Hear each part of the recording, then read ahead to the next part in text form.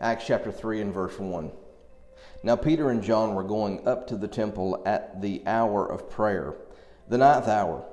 And a man lame from birth was being carried, whom they laid daily at the gate of the temple that is called the Beautiful Gate, to ask alms of those entering the temple. Seeing Peter and John about to go into the temple, he asked to receive alms. And Peter directed his gaze at him, as did John, and said, "Look at us." And he fixed his attention on them, expecting to receive something from them.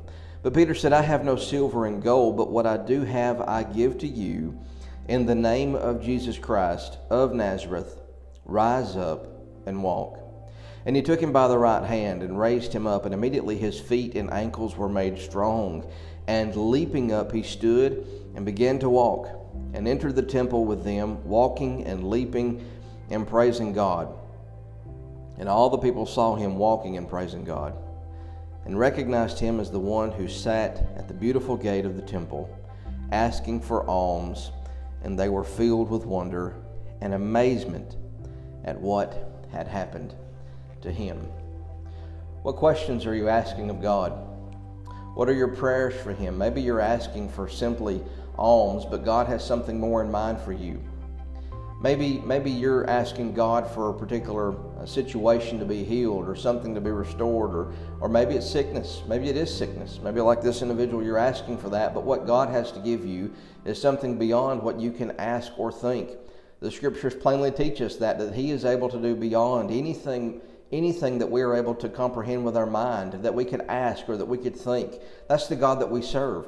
You notice this individual, this man who was lame, he was at the right place, and he was at the hour of prayer, and he was asking God of something, but he received something so much grand, so much more awe-inspiring. Not something that could just simply fix his day or fix his hunger pains or anything like that, but what this man received was something that he could not imagine. It's my prayer that you will pray, and that I will pray for God's will for our life. Despite whatever situation we may be in, instead of asking for the simple, ask God for the big. Ask God for his will, because his will is greater than anything that we could ask.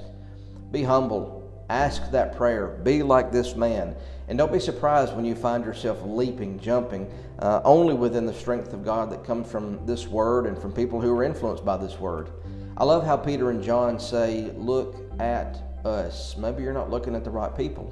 Maybe you're not looking at the right situation. Fix your eyes upon the godly. Fix your eyes upon the godly people of the world, and fixate your prayers on that. God, would you please do for me beyond anything that I could ask or think, and your will be done above all.